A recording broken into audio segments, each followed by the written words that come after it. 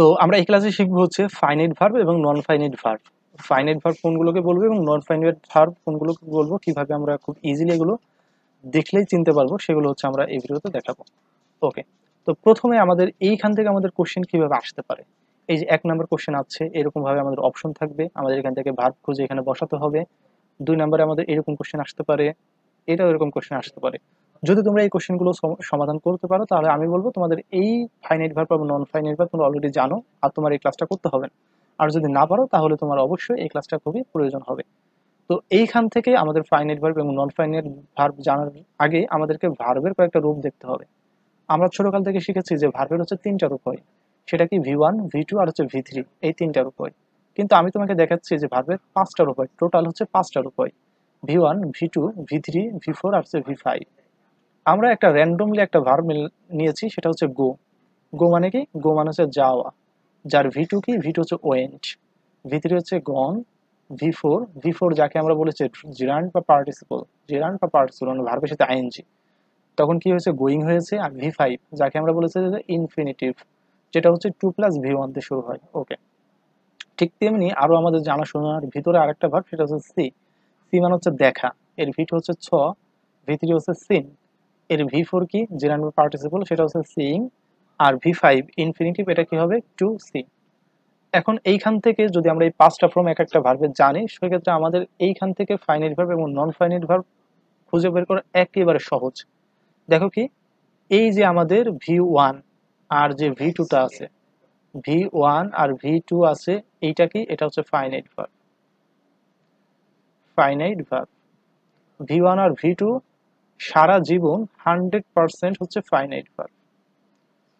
আর এই যে V3 থেকে শুরু করে V5 পর্যন্ত, তাহলে এগুলো কি হবে? এগুলো হচ্ছে নন ফাইনাইট ভার্ব। নন ফাইনাইট ভার্ব ভার্ব এখন তোমাদেরকে আমি একটা কোশ্চেন করালাম যে বলতো এই গোয়িং, এটা কি ফাইনাইট নাকি নন ফাইনাইট? অবশ্যই তোমরা দেখেছো এটা V4 এ আছে, তার মানে এটা কি? Non finite. নন ফাইনাইট ভার্ব। তোমাকে আমি বললাম যে বলতো কাম, COME, কাম, এটা কি ফাইনাইট ভার্ব নাকি নন ফাইনাইট ভার্ব? তোমরা এটা দেখলে এটা হচ্ছে V1 এ আছে, তার মানে এটা কি? এটা হচ্ছে ফাইনাইট ভার্ব। ওকে, তো এখন পরবর্তীতে আসো যে এইখানে আমাদের কাছে এক্সারসাইজ দেওয়া আছে। এইখানে আমাদের কাছে এক্সারসাইজ দেওয়া আছে যে এইখান থেকে আমাদের ফাইনাইট এবং নন ফাইনাইট ভার্ব খুঁজে বের করতে হবে। আমাদের 1 নম্বরে কি আছে? I have done the work. তাহলে এটা আমাদের কোন ধরনের ভার্ব? এটা কি ফাইনাইট ভার্ব নাকি নন ফাইনাইট ভার্ব? আচ্ছা, এর পূর্বে তোমাদেরকে আরেকটা বিষয় জানতে হবে, সেটা কি? এই যে V3, V4, V5 এর নন ফাইনাইট, কিন্তু এই V4 এবং হচ্ছে V5 এর পূর্বে যদি কখনো বি ভার্ব অথবা হ্যাভ ভার্ব থাকে, বি ভার্ব অথবা হ্যাভ ভার্ব থাকে, তাহলে সেটা ফাইনাইট হয়ে যাবে। ফাইনাইট। যদি বি ভার্বে যদি হচ্ছে এই V4, অর্থাৎ যেটা হচ্ছে ভার্বের সাথে আইএনজি, এবং V3 এর পূর্বে, সরি, V3 আর হচ্ছে V4 আর V4 এর পূর্বে যদি বি ভার্ব অথবা হ্যাভ ভার্ব থাকে, তাহলে সেটা কি? ফাইনাইট ভার্ব হয়ে যাবে। এইখানে আমাদের ডান, এটা কি ছিল? Do did done, do did done, তার মানে এটা ছিল হচ্ছে মূলত V3। আর V3 এর পূর্বে আমাদের কি আছে? হ্যাভ ভার্ব আছে, তার মানে এটা কি হবে? এটা হবে ফাইনাইট ভার্ব। ওকে, পরেরটা আসি। while I was walking, তো ওয়াকিংটা আমাদের কিসে আছে? ওয়াকিংটা V4 এ আছে। ওকে, এটা V4 এ আছে, কিন্তু এর পূর্বে আমরা দেখতে পাচ্ছি কি আছে? এর পূর্বে বি ভার্ব আছে, তার মানে এটা কোন ধরনের ভার্ব হবে? এই যে V3 অথবা V4 এর পূর্বে যদি বি ভার্ব থাকে, বি ভার্বের ভিতর কি থাকে? Am, is, are, was, were, be, being, been. Okay, তার মানে কি? এটা হবে ফাইনাইট ভার্ব। পরেরটা আসে গোয়িং টু হিজ হোম। এই গোয়িংটাকে কোন ধরনের ভার্ব? গোয়িংটা আছে কিসে? গোয়িংটা আসে হচ্ছে V4 এ, তাহলে এটা V4 এ আছে। আর V4 এর পূর্বে কি বি ভার্ব অথবা হ্যাভ ভার্ব আছে? এখানে দেখতে পাচ্ছি না, গোয়িং এর পূর্বে বি ভার্ব অথবা হ্যাভ ভার্ব নাই, তার মানে এটা কি? এটা হচ্ছে নন ফাইনাইট ভার্ব। নন ফাইনাইট ভার্ব। পরেরটা আই ফাউন্ড হিম স্লিপিং। এই ফাউন্ডটা কি? ফাইনাইট ভার্ব নাকি নন ফাইনাইট ভার্ব? তো ফাউন্ডটা কোথায় থেকে আসছে? ফাইন্ড। 2 নম্বরে কি? ফাউন্ড। 3 নম্বর আছে ফাউন্ড। তার মানে এইখানে দেখতে পাচ্ছি আমাদের V2 তে আছে। ওকে, V2 তে থাকার কারণে এটা কি হবে? এটা হচ্ছে ফাইনাইট ভার্ব।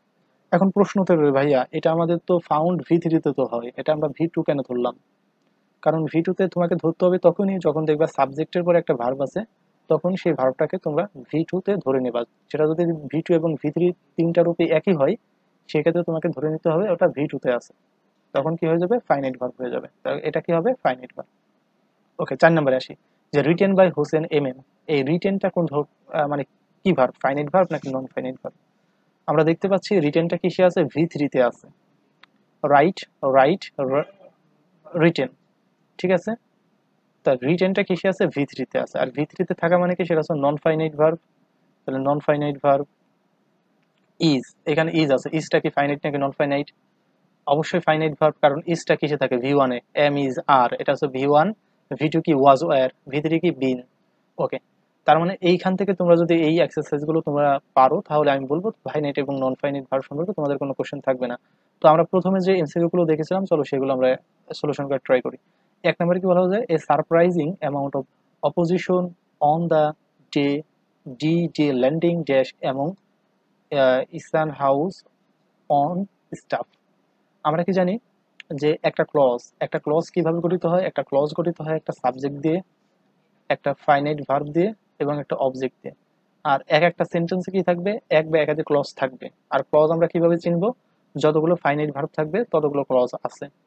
তো এইখানে আমাদের প্রশ্নে কোনো ফাইনাইট ভার্ব আছে কিনা দেখো। এখানে আমরা দেখতে পাচ্ছি আমাদের প্রশ্নে কোথাও কোনো ফাইনাইট ভার্ব নেই। একটা ক্লজ হতে গেলে তো অবশ্যই একটা ফাইনাইট ভার্ব থাকতে হবে, একটা সেন্টেন্স হতে গেলে অবশ্যই একটা ফাইনাইট ভার্ব থাকতে হবে। তো সেক্ষেত্রে আমাদের এখানে কি প্রয়োজন? অবশ্যই ফাইনাইট ভার্ব।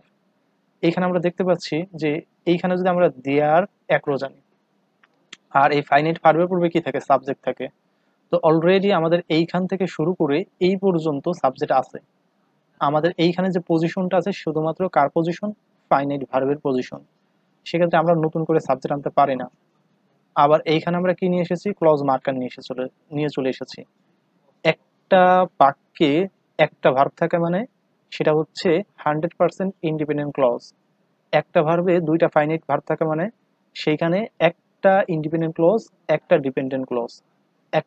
একটা সেন্টেন্সে তিনটা ভার্ব থাকা মানে, তিনটা ফাইনাইট ভার্ব থাকা মানে সেখানে একটা ইন্ডিপেন্ডেন্ট ক্লজ, বাকি দুইটা ডিপেন্ডেন্ট ক্লজ। আর ডিপেন্ডেন্ট ক্লজ গঠিত হয় কি দ্বারা? ক্লজ মার্কার দ্বারা। তাই সেই হিসেবে ইফটা হচ্ছে একটা ক্লজ মার্কার, কিন্তু ভার্ব সংখ্যা তো একটাই হচ্ছে, তার মানে আমরা ক্লজ মার্কারটা নিতে পাচ্ছি না।